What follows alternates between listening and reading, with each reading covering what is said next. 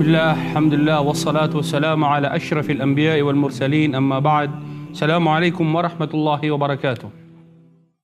Naririto po tayo upang ipagpatuloy natin ang ating pagbibigay ng eksplanasyon sa mga ahadith na binanggit ni Imam Nawawi sa kanyang libro. At sa ating pagpapatuloy, bibigyan natin ng eksplanasyon ang ikawalong hadith na binanggit ni Imam Nawawi sa kanyang libro na Al-Arba'in Nawawiyya.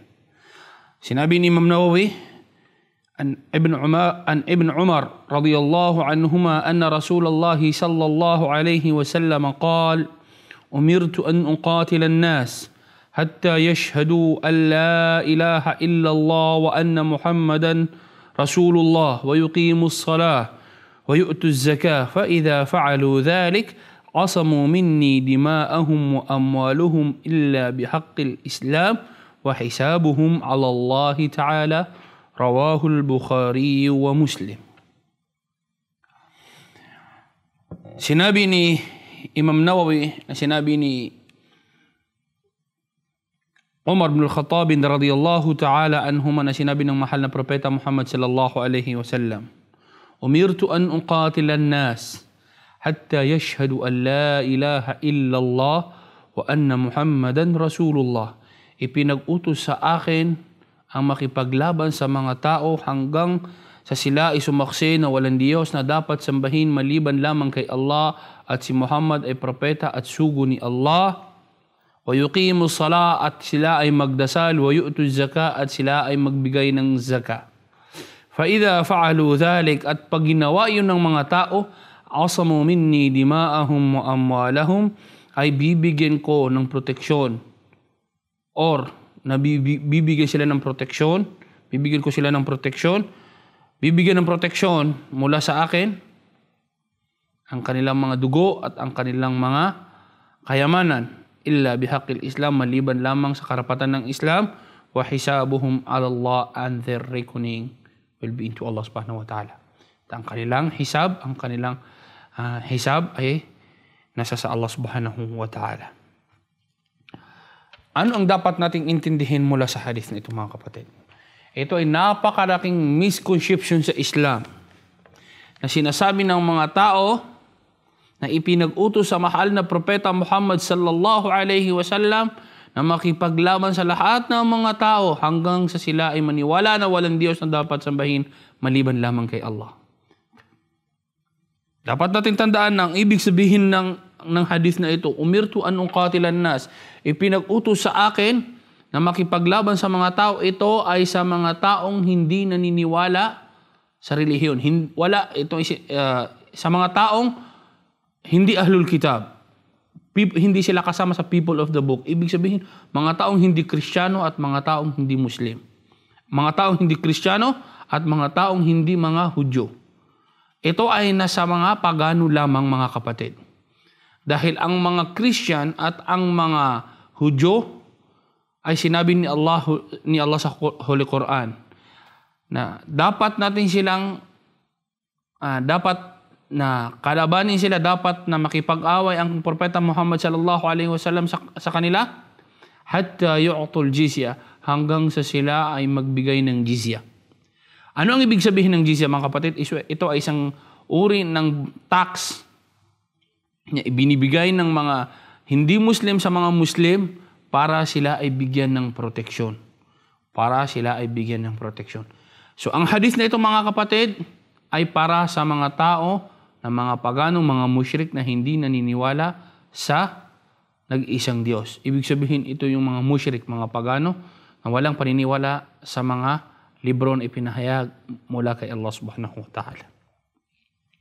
Ito ang dapat natin tandaan sa hadith na ito.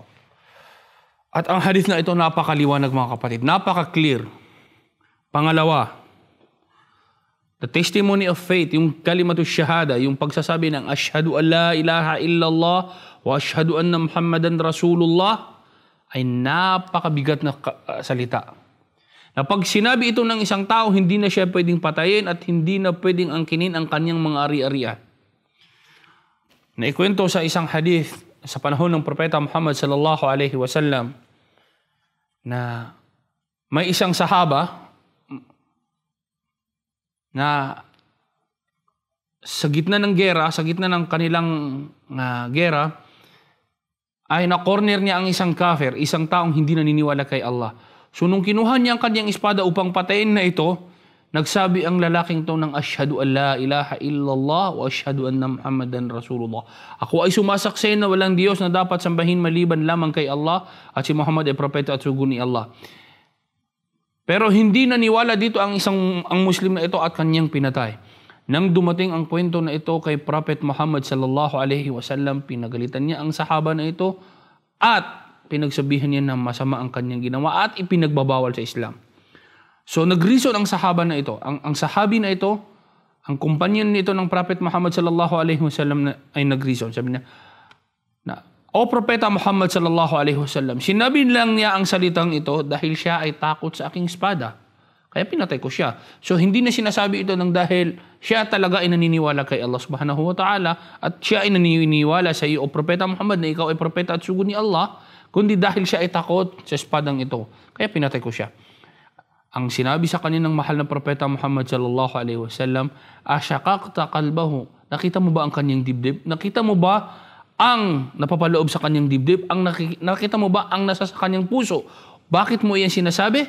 So, ito ay isang proof, mga kapatid, na pag sinabi ng taong Ashhadu an la ilaha illallah wa ashhadu anna Muhammadar Rasulullah, kung gaano ito kabigat, lahat ng pwedeng ipatupad sa isang taong to na hindi Muslim, pag sinabi nito ay hindi na siya pwedeng patayin. This is how ganito kabigat ang salitang ito na kalimatus syahada. Sinabi ni Allah sa Quran, فَإِن تَابُوا وَأَقَامُوا الصَّلَاةَ وَآتَوُوا الزَّكَاةَ فَإِخْوَانُكُمْ فِي الدِّينِ. Ang mga taong hindi naniniwala kay Allah, hindi nanampalataya kay Allah, فَإِن تَابُوا, pag sila ay nanumbalik kay Allah subhanahu wa ta'ala, humingi sila ng tawbah kay Allah. وَأَقَامُوا الصَّلَاةَ, at sila ay nagdasal at nagbigay ng kawanggawa, zakah, فَإِخْوَانُكُمْ فِي الدِّينِ, sila ay mga kapatid niyo sa relihiyon. Finish. This is the borderline. Pag sinabi nilang, ako ay sumasaksi na walang Diyos na dapat sambahin maliban lamang kay Allah, sila ay nagdasal, sila ay nagsaka, pinatunayan nila ito sa pamamaraan ng pagdarasal, pagbibigay ng kawanggawa, fa ikhwanukum fid din, ang mga ito ay kapatid ninyo sa relihiyon. So, dapat natin itong tandaan, mga kapatid. Also, there is a misconception. Actually, hindi ito misconception, pero ito ay isang paalaala sa mga tao, sa ating mga kapatid na mga Muslim. There are people, may mga tao na kinukonvince ang mga Muslim. They are convincing us that to fight in the name of religion, na ang makipaglaban in the name of religion is incorrect at uncivilized. Hindi ito tama at hindi ito ang pamamaraan ng mga civilized people. Pero dapat natin tandaan na itong mga taong ito na nagsasabi na to fight in the name of religion is uncivilized at saka incorrect, mali, sila yung mga tao rin na nagpapadala ng kanilang mga tropa sa iba't ibang parte ng mundo to fight in the name of democracy para makipaglaban in the name of democracy. Dapat natin tandaan na ang democracy is an ideology. Islam is a way of life. Walang pinagkaiba. Ito ang kanilang pamamaraan ng buhay, ito ang pamamaraan ng buhay ng mga Muslim. So, bakit ipinagbabawal nila sa atin to fight in the name of religion, pero the same people are sending their troops around the globe to fight in the name of democracy? Dapat tayong maging maingat dito, mga kapatid, sa mga taong to.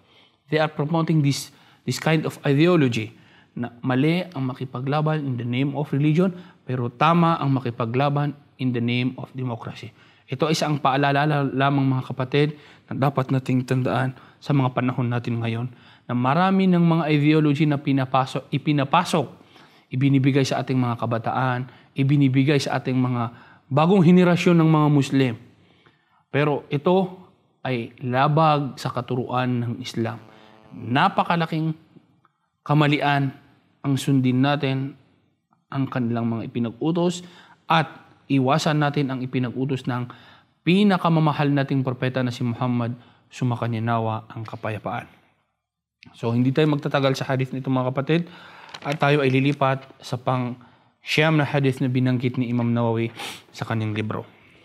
Sinabi ni Imam Nawawi sa kanyang libro, an Abi Hurairah radhiyallahu ta'ala anhu qala سمعت رسول الله صلى الله عليه وسلم يقول ما نهيتكم عنه فاجتنبوه وما أمرتكم به فافعلوا منه ما استطعتم فإنما أهلك الذين من قبلكم كثرة مسائلهم واختلافهم على أنبيائهم رواه البخاري ومسلم. Sinabi ni Imam Nawawi sa kanyang libro na nagmula kay Abi Hurairah radhiyallahu anhu na sinabi niya, narinig ko mula sa Propeta Muhammad sallallahu alaihi wasallam na kanyang sinabi, ma nahaytukum anhu fajtanibuh, kung anuman ang aking ipinagbawal sa inyo ay iwasan ninyo ito, wa ma amartukum bihi faf'alu minhu mastata'tum, kung ano yung mga ipinag-utos ko sa inyo ay gawin niyo ito sa abot ng inyong makakaya, fa innama ahlaka alladhina min qablikum, dahil katotohanan na ang nakasira sa mga taong sinauna, mga sinunang daw ang nakasira sa kanila, kathratu masailihim, ay sa dami ng kanilang mga tanong, wa ikhtilafuhum ala anbiyaihim, at ang kanilang difference, kanilang pagkakaiba sa kanilang mga propeta na ipinahayag sa kanila. Ang hadith na ito ay kinuwento ni Imam Bukhari at Imam Muslim sa kanyang libro. Now, napaka-clear po mga kapatid na sinabi ng mahal na propeta Muhammad sallallahu alaihi wasallam na kung anuman ang kanyang pinag-utos sa atin ay gawin natin ito mga kapatid, sa abot ng ating makakaya. Ipinag-utos sa atin ng mahal na propeta, ang mahalin siya, ang sambahin si Allah, ang gawin natin, ang kanyang mga ipinag-utos sa atin. Gawin natin ito mga kapatid sa abot ng ating makakaya, dahil hindi ito ay para kay Propeta Muhammad sallallahu alaihi wasallam, kundi para rin sa ating mga sarili upang tayo ay makapasok sa paraiso. Sinabi ng mahal na propeta na kung anuman ang kanyang mga ipinagbawal sa atin ay iwasan natin to. Bakit? Ito ay makakabuti sa atin at ito ay makakabuti rin sa ating komunidad, sa ating community, at ito ay makakabuti sa mga susunod pang henerasyon mga kapatid.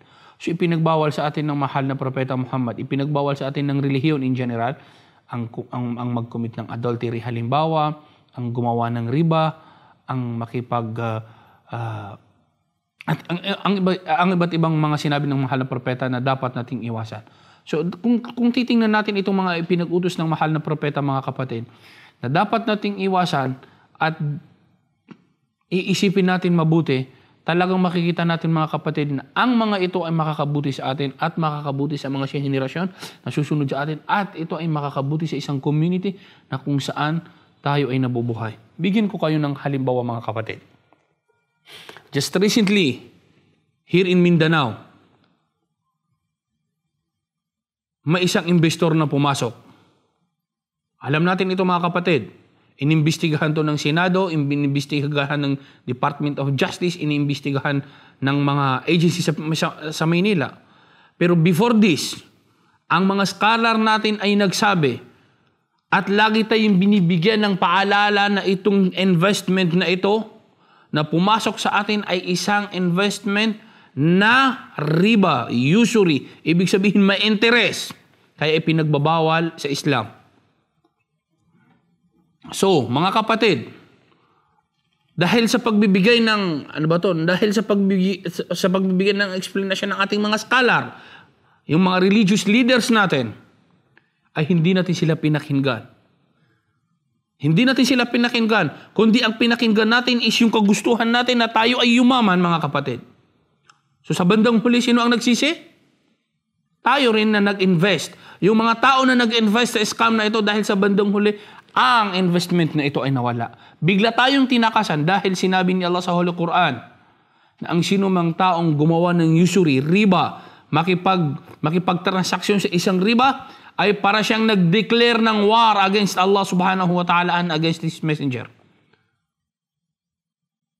Against Allah and against His messenger.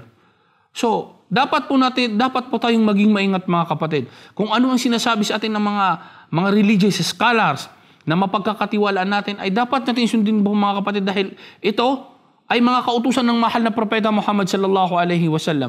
Hindi ito kagustuhan ng mga ating mga religious scholars, kundi ito ay kanilang pinag-aralan na nagmula sa kautusan ng mahal na propeta Muhammad sallallahu alaihi wasallam. Now, balik tayo sa ating topic. ipinagbawal sa atin ang makipagtransaksyon sa mga bagay na may kinalaman sa usury. Ibig sabihin, riba. Sinabi sa atin ng mahal na propeta na iwasan natin to dahil at the end of the day, masama ang implikasyon, masama ang usury, masama ang may ibibigay sa atin. Now, dahil hindi tayo na rin nakinig, ano ang iniwan sa atin ng usury na ito na ating ginawa? Nalugi ang ating mga negosyo. May mga taong nagpakamatay. May mga taong nag-commit ng suicide. May mga taong pinatay ang kanyang kaibigan. May mga napakalaking kaguluhan ang iniwan ng usury na ito. At sana kung pinakinggan lang natin kung ano ang mga ipinag-utos sa atin ng mga scholar, ay maiiwasan natin to. Subhanakallahumma wa bihamdik, asyhadu an la ilaha illa anta astaghfiruka wa atubu ilaik. Wassalamu alaikum warahmatullahi wabarakatuh. Ang programang ito ay hatid sa inyo ng Fanar Community Channel.